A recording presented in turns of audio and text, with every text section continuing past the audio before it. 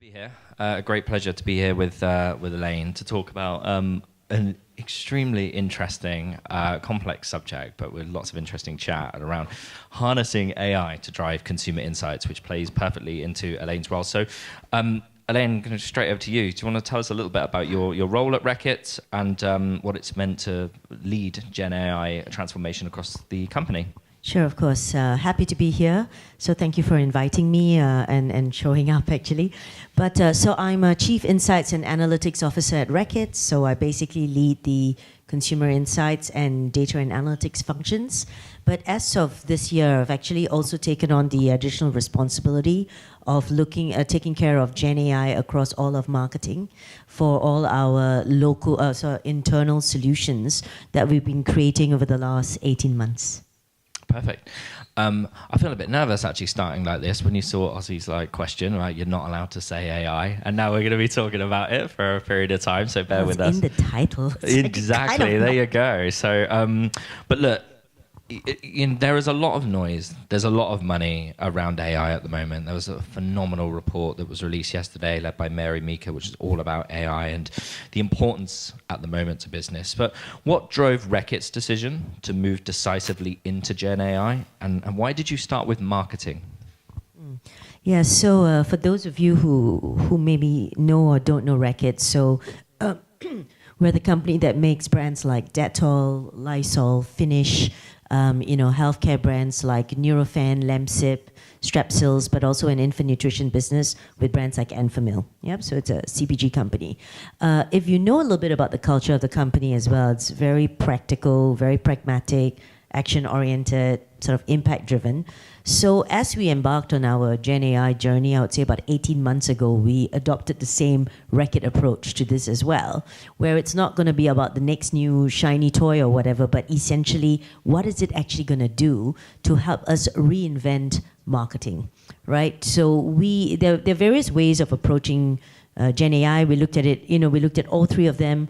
Many companies, I think, went about it at the beginning looking at it from a productivity angle, which is the easiest one. So things like Microsoft Copilot. Yep, and many have gone in that way. There are also other companies, for example, at L'Oreal, that are really future forward in terms of looking at it in terms of new business models, right, with beauty tech and what else they're doing, which is very impressive.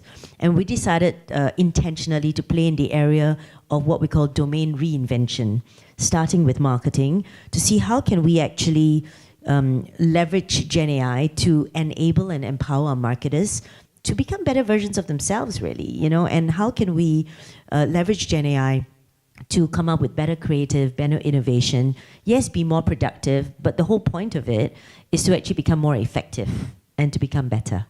And this is the journey that we've been on, and I've been privileged to be a part of it right from the onset.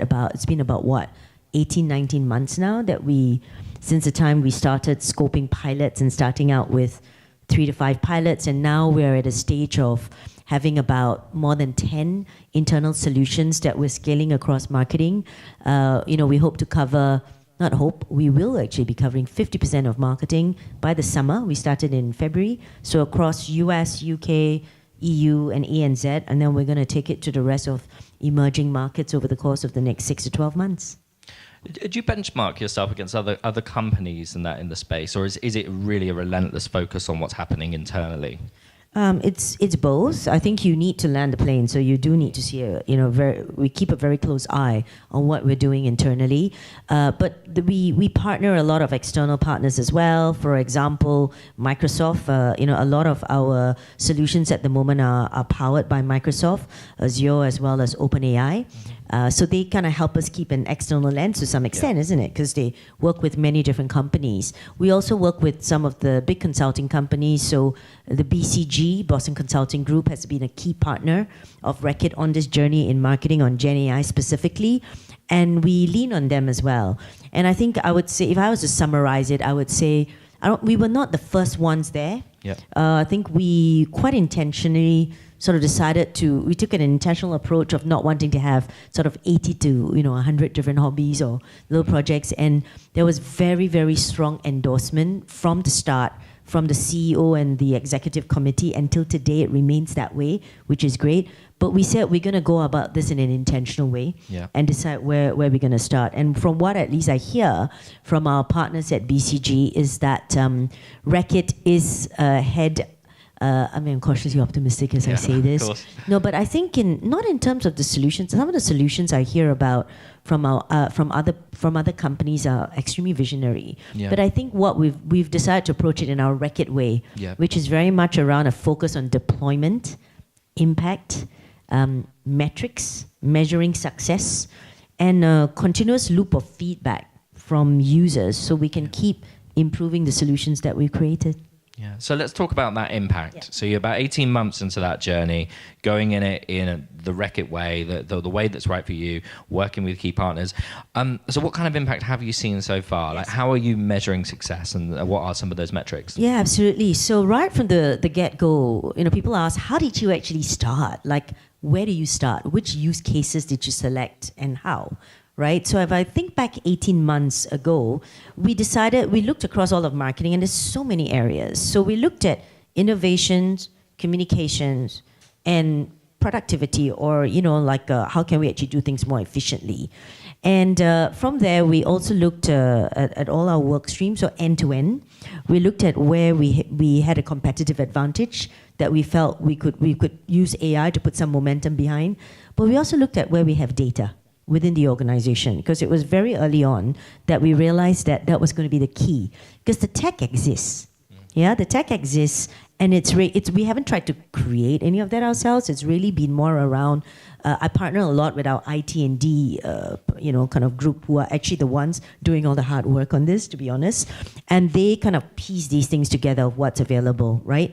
But from the beginning, we decided on 3 use cases around creativity, where we decided to start with the downstream part of it, not the upstream part, on adaptation and localization of assets.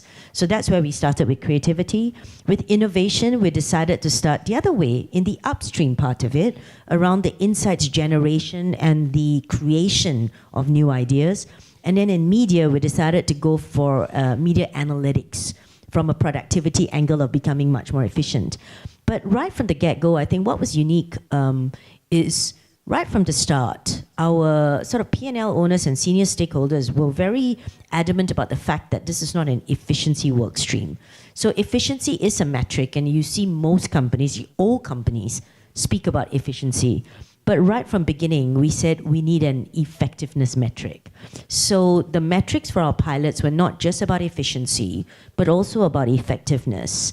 So, and we talk about the impact from the pilots. This is taking us back a year in time.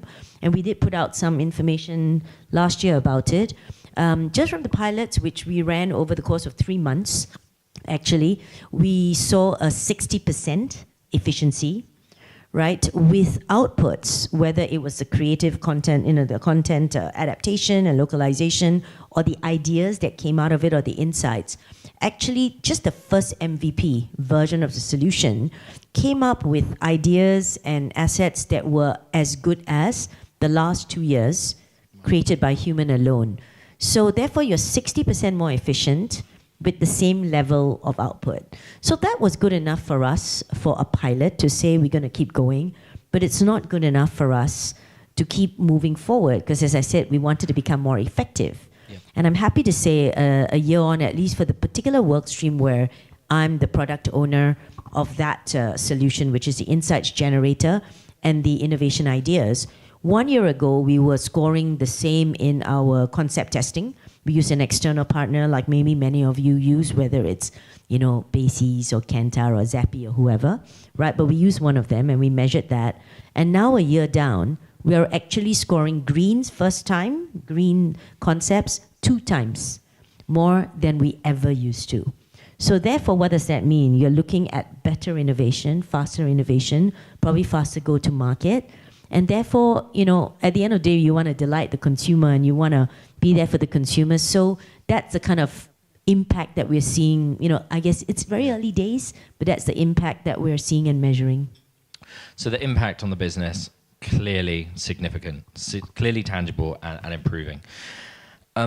one of the key aspects when we talk about AI and its deployment in organizations, any organization, not just major ones like Reckitt, is the impact on people, And I mean that in the sense of getting them on board with that journey and getting past those concepts of resistance and fear, which I think are very real feelings amongst organizations. So how have you been able to get teams on board, get them energized and encouraged and making them feel like AI is going to be a key partner for them going forward at Reckitt? Yeah.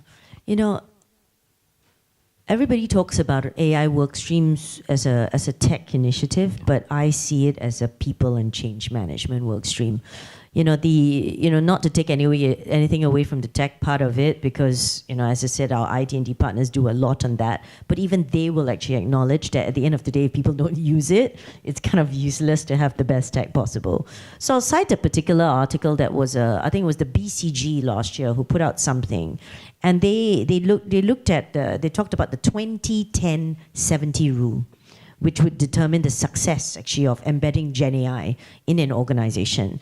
It's 20% data, 10% technology, and 70% all about change management. And it's all about people. How do you bring people along on the journey, and how do you actually embed the use of Gen AI into the business operating model of the organization so that's actually being useful?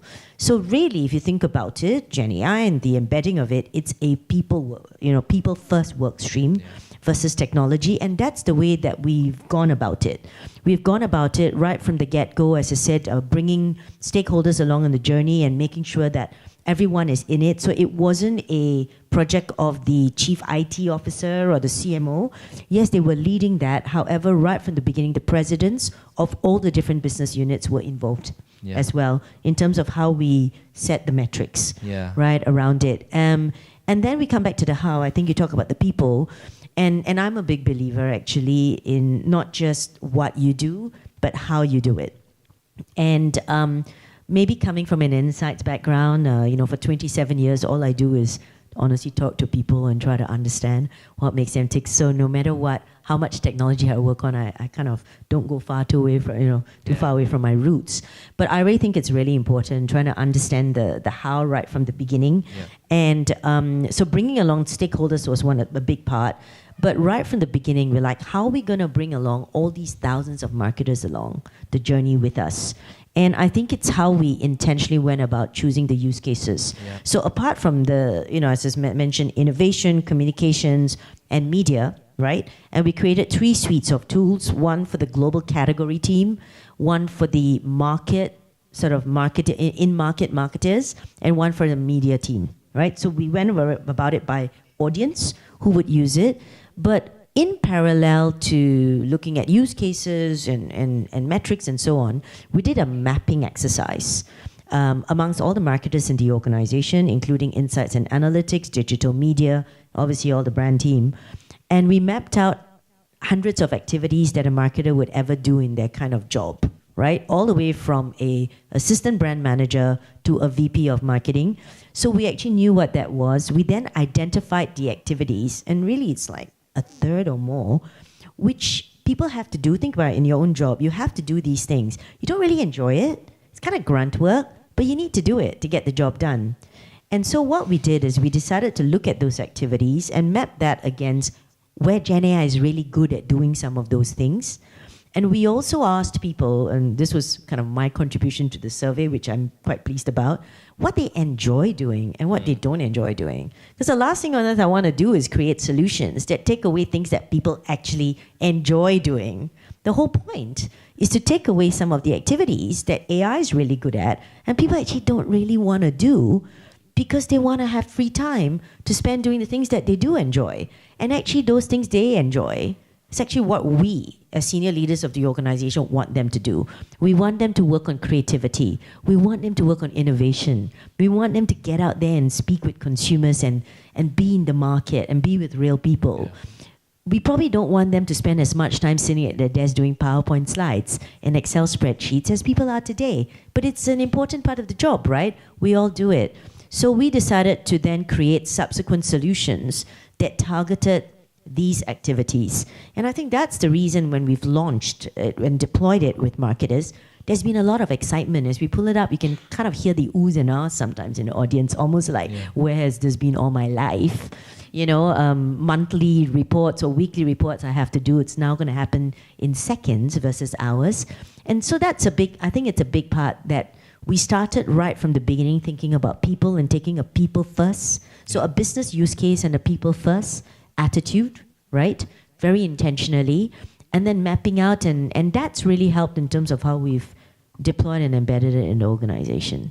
Yeah, so the deployment in marketing sounds like a serious operation. I've worked in marketing in CPG, and I know how big just the marketing teams are, which is significant. How are you looking to expand that transformation beyond marketing? Is that something that's on the roadmap? Like, maybe it's quite a big question, but like, what does a fully AI-enabled Reckitt look like in a few years' time? Yeah, so when we start off, we always said that this was going to be an enterprise initiative, and therefore, actually, my partner in IT&D, Bastian, he's the one who actually looks at it across all the functions. And then for each function, we have somebody like myself for marketing, and there's somebody for R&D and for sales, etc. Yeah. So we started with marketing, and now we've gotten to a stage of scaling and deploying, as I mentioned. And then we decided to go for research and development next, as the next opportunity. And as you may have heard, one of the use cases is innovation. So when you look end-to-end across innovation, obviously after you start with insights and idea creation, the next obvious place is also R&D. So that's the area that we've been working on next, in terms of what they can work on in various areas of R&D. I mean, there's just so much there that you can do, as you can imagine, around the building of a superior product. What's important is while we kind of run, I suppose, and keep pace with what we are doing in subsequent functions, we make sure that they're all connected. And my job, in a way, is to make sure that we always start with the same insights and data, because that's a connective tissue. If we really want to put the consumer at the heart of everything that we do, just starting from that same consumer insights database, that's being ingested into all the models, that keeps that common language, that common consumer language that we will all speak with as we roll it out across functions. Yeah, amazing. I'm going to be a bit selfish now, actually, because I'm going to think about a project that I'm working on at the moment over at GumGum. We're developing some work with AI. We've worked with AI for quite a few years, but obviously in the era of generative AI, it's very different. And what we're doing at the moment is, like, for the first time, is building our own product, like, rather than just sort of licensing and taking on board different tools. And I think it's going past that idea that embedding AI into your organization is giving everyone a ChatGPT account. It's much deeper than that.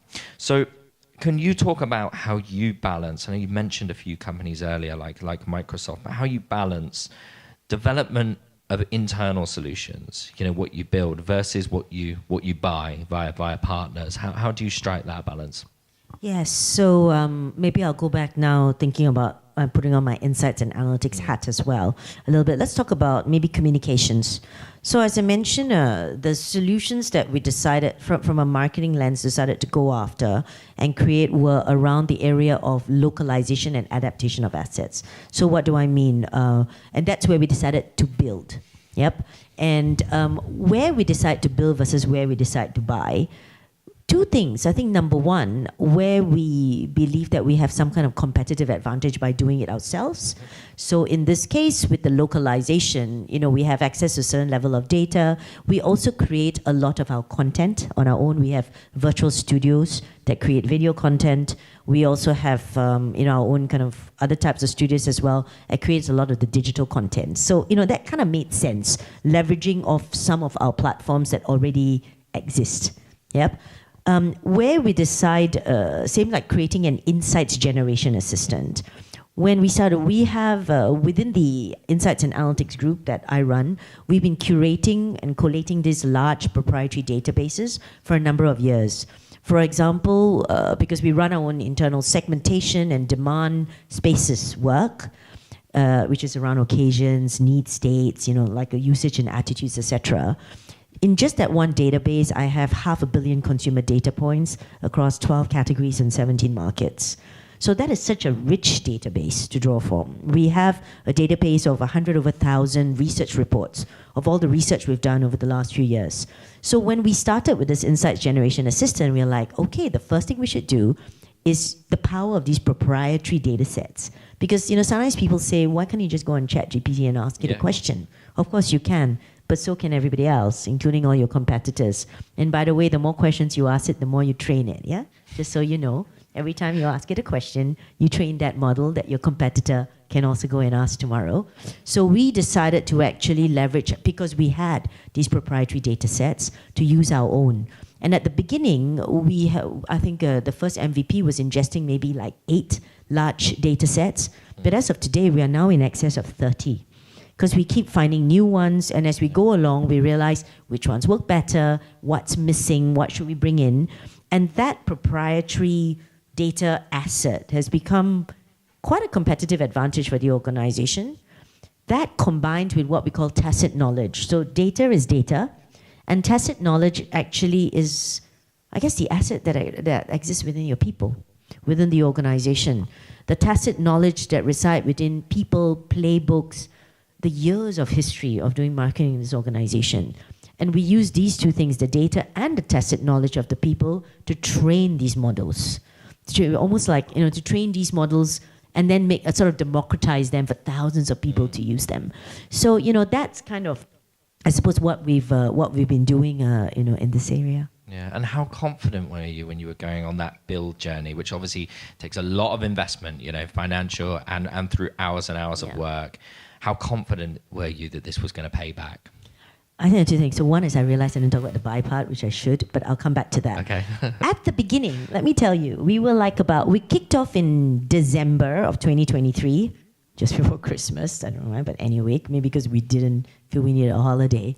And in January, we came back and at this stage, it's still kind of all on PowerPoint. It's very exciting. And I still remember speaking to our partner and saying, at some point, am I going to see something? Because at the moment, this Gen AI system feels like some imaginary unicorn, sort of best friend that I haven't seen yet. So it's two things. I think one is one thing is you're going to have to keep moving, right? By the way, I do not come from a tech background. I come from a consumer insights background. I studied marketing in school. I mean, yes, I'm numeric and data-driven, but I don't know anything about all this IT stuff, So we're just kind of learning as you go along. The good thing is there's just so much out there. Every day somebody's putting out something, yeah? Microsoft just put out a 12 or 18 sort of module training on Gen AI just a couple of days ago. So you can learn as you go along. But I think it was more like we were confident about the use cases. So we were cautiously confident. We felt they were the right ones. We knew our data. We chose partners wisely. We trust our own IT&D partners. And then we said, let's go with it. And then you learn every day. And happy to say by end of January, when we saw the first MVP, I'm like, wow, this thing, firstly, there's actually something. Yep. And secondly, it's kind of working, which is great. And then we put it into the hands of super users. So, marketers, and 8 of us were actually playing with it for a couple of weeks. And then obviously then it's very concrete outputs, right? Try to imagine it's actual creative assets that we could then put into our pre-testing. So what we do is we talk about buy. I continue to buy the testing methods, mainly because we're leveraging a lot of internal data and tacit knowledge to create things, which is, I think, where we have a competitive advantage. But then we need to make sure we don't create our own kind of big echo chamber, checking our own homework. Sure. So therefore, we send it out. We buy consumer testing still to send it out of the organization into the real world to see how these ideas and creative assets do, and then it kind of comes back in again. So that gave us confidence, because as you send it out, now it's like, okay, let's see how it's actually doing. We did a lot of measurement as well, as I said, saying how is this doing versus the last 2 years of the database, which was human alone, and holding ourselves accountable, looking in the mirror, and there was no kind of smoke, trying to kind of smoke screen, and that's also, I suppose, the Reckitt way, as I said, very practical, very pragmatic. But I'm actually also really proud, to be honest. Some things surprised me along the way about how people have been. When we started, we expected quite a lot of resistance and pushback. Think about it. We are basically all creating solutions to replace ourselves. Yep. to some extent, you know. But the openness, firstly, I suppose from the executive leadership team, you know, when you're all at a certain age in your career, we've all been doing this for 25, 30 years or more, you kind of didn't start as digital natives because it didn't exist. So kind of people didn't really know it, but willing to trust it, to lean in. And then what's really impressed me is actually the young people, the junior marketers, right? And the way that they've kind of jumped in and kept an open mind and embraced it. And just come along the journey where I stand and I say, look, we're going to share with you something now. Super exciting. The only thing I can say is something's going to go wrong with it when you start using it, for sure. But we want you to be involved in this. There are bugs, whatever, be involved, you know, give feedback, because this is how we train it. This is how the system becomes, you know, more intelligent over time. And that plays into that change management bit around bringing people on that journey, which is so important. As we go towards wrapping up, there's one question I really wanted to focus on, which is about, you mentioned earlier putting the consumer at the heart of everything you do. Obviously, it's vital as an organization amongst your brands and products. And I've always believed that the most important asset you can have in marketing is empathy for people. So how are you retaining that human element in everything you do? And I'm sort of talking not so much about internally. I think we've talked about that and change management, but also talking about externally. So leaning into your experience in consumer insights, like how are you retaining that as a core part of your initiatives in AI? Yeah, absolutely. Because I think the danger when you talk about AI and technology is, are we actually starting to lose that human touch? First and foremost, the importance of the human in the loop is just absolutely critical. Anybody who thinks that AI is like silver bullet and you're just going to push a button and miraculously these concepts and ideas are going to show up, means you probably haven't used it, because it doesn't work like that at all. The absolute magic is in the human in the loop, and that's the thing that brings the creativity. Now, the empathy, there are two ways, right? One is AI is actually enabling our marketers to become more empathetic because of the access to information. Give you an example. Maybe in the past they could do one-on-one qualitative group or conversation. Now, through the use of AI, I can actually get like 100 of them in a swap. So the richness and the depth of the data is allowing us to listen to more people, right? At scale. That's one part of it. But there's the other part of it, which is what really drives me as well, is that the whole point, as I mentioned, is for AI to take away some of the grunt work. And a big part of that is because our presidents and VPs of marketing and so on, we want people to get out there and actually spend more time with actual real people, consumers again. Because at the moment, the kind of consumer insight work they're doing, a lot of it is honestly just looking at, it's like sitting at a desk and pulling together reports and analysis. And that's not really speaking to people, right? It's just like, why are we here together, sitting down together today and not recording this in a webinar? Yes, we do that. But now and then this is nice. Some human interaction and seeing people. And we want to enable our marketers to do more of that going forward. And that's a key impact point or a key output that we wish. I love that. I find it very particularly inspiring. And in client strategy at GumGum, leading a global initiative on Gen AI, and what I've said to the team as we roll it out is very similar to you.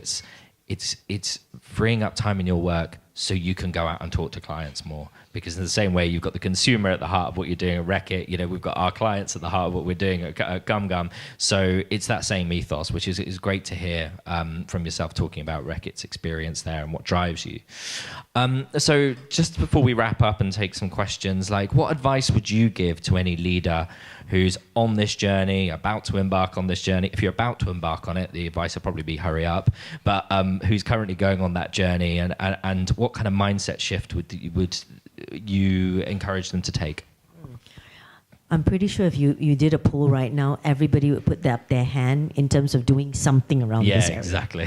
That's a change we see versus, like, let's say, a year ago. The only thing is that maybe people are, I'm just thinking a lot of people who speak to me say that they're in a pilot phase and trying to figure out how to deploy and scale, right?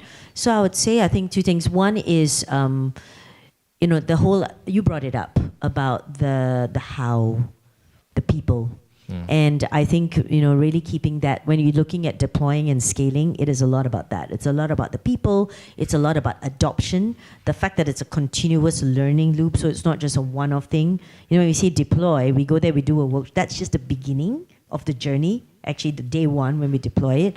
So definitely keeping a people first mentality, I think, is absolutely critical. And then the second thing is, I would say, maybe for the odd person in the room who may not have started, although I doubt there's anyone, people ask me, what's the kind of biggest danger, the thing that you say, you must not do this. And I usually say this a little bit more maybe in my own insights and analytics sort of research community, because some people in that CMI or insight space are still a little hedgy around, whether we should be using AI, especially when you talk about things like synthetic data and things that are a little bit out there. And I say the biggest mistake, or the biggest thing I'll say don't do is basically to do nothing. That's the worst. Waiting for it to be completely buttoned up and, like very sure. Because it never is. Every time it gets to a point where it's starting to look a little bit more mature, like, from a baby to a toddler, everything shifts again. And you've got something new. And then, so you're constantly building. So you can never wait till it's buttoned up. Yeah. So I'd say kind of lean in. I mean, obviously don't bet the farm. Like take some sort of calculated risks. But the only way to learn is to start doing something. Fantastic. Elaine, it's been a pleasure. Thank you so much. I just wanted to invite any questions from the audience. I don't think we have time. But I'm around. Yeah, exactly. Come find these guys after. Thank you so much. Give it up for Elaine and James. Thanks.